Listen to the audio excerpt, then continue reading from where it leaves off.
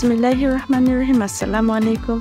এই কাঠফাটা রোদে আর গা জ্বালানো গরমে ঠান্ডা ঠান্ডা কিছু হলেই মন্দ হয় না, আর সেটা যদি হয় ঘরে তৈরি করা কুলফি, তাহলে তো কথাই নেই।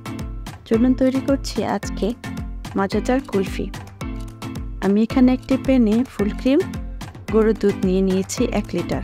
আমি এটাকে ভালো করে জাল করে নিব।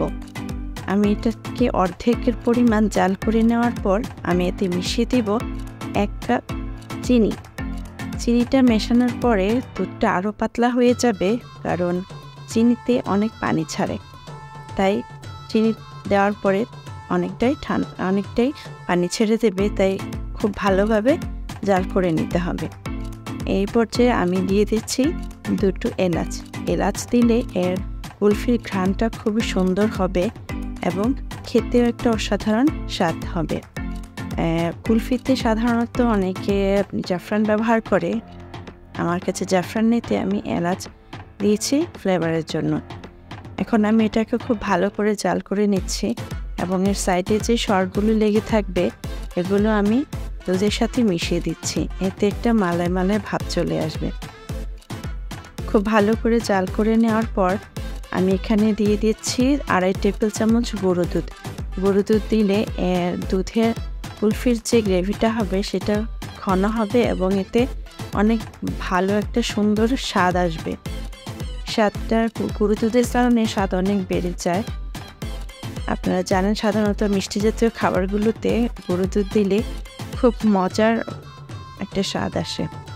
এখন আমি এটাকে ভালো করে জাল করে নিব, একদম দুধটাকে আমি অনেকটাই ঘন করে নেব। এই যে দেখুন, আমি ভালো করে নেড়ে জাল করে নিচ্ছি। আপনারা অবশ্যই বেশিক্ষণ একটু পর নাড়বেন, না হলে নিচে লেগে যাবে। নিচে লেগে গেলে কুলফিতে একটা পোড়া পোড়া গন্ধ চলে আসবে, তখন খেতেও ভালো লাগবে না। আমার প্রায় অনেকটাই হয়ে এসেছে। এই পর্যায়ে আমি দিয়ে দিচ্ছি 10-12টা আমন্ড বাদাম কুচি। আপনারা চাইলে কাজু বাদাম কুচি দিতে পারেন। এখানে দিয়ে ভালো করে মিশিয়ে আরও কিছুক্ষণ জাল করে নিব।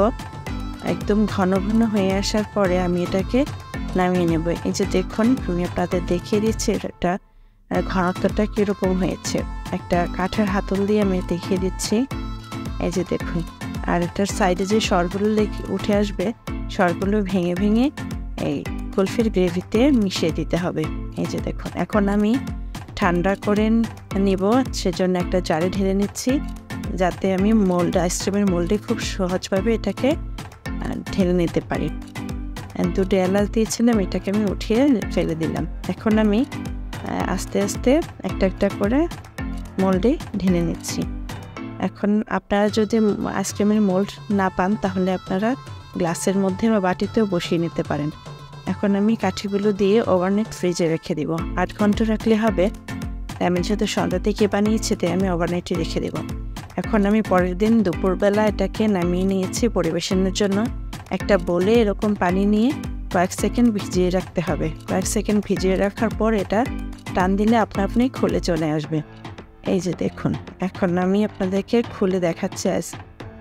আইসক্রিম নয়, এটাকে কুলফি, মালাই আইসক্রিমও বলা যেতে পারে, তবে কুলফিটাই বেশি সুন্দর একটা নাম হবে। এই যে দেখুন, আইসক্রিম খুলে নিয়েছি, খেতে অসাধারণ হয়েছিল। আপনারা একবার বাসায় ট্রাই করে দেখবেন, অনেক টেস্ট মুখে লেগে থাকবে। এই যে দেখুন, ভিডিও ভালো লাগলে অবশ্যই আমার চ্যানেলটি সাবস্ক্রাইব করে দিবেন এবং একটি লাইক করে দিবেন। আল্লাহ হাফেজ।